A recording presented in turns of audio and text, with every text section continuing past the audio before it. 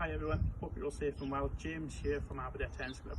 Just going to show you some activities that you can do at home to help with tennis. The tip is going to be to say bounce when the ball bounces and then hit when you go to hit the ball. So the first activity, you're going to be gently hitting the tennis ball up in front of you, and every time that happens you're going to say bounce when the ball bounces and hit when you go to hit. So like this: bounce hit, bounce hit, bounce hit, bounce hit, bounce hit. Once you've done about 10, you can move on to activity number 2.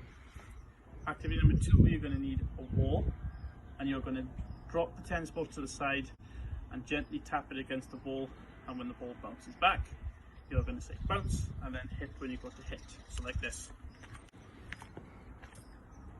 bounce hit, bounce hit, bounce hit, bounce hit, bounce hit. Once you've done about 10 again, you're going to need mum or dad, brother and sister. They can help you with this. They are going to gently underarm throw the ball to you. You're going to say bounce when the ball bounces, and you're going to tap the tennis ball back to them. If you can get them to catch the ball every time, you can get a point. Okay, so rack it up to the side, bounce hit,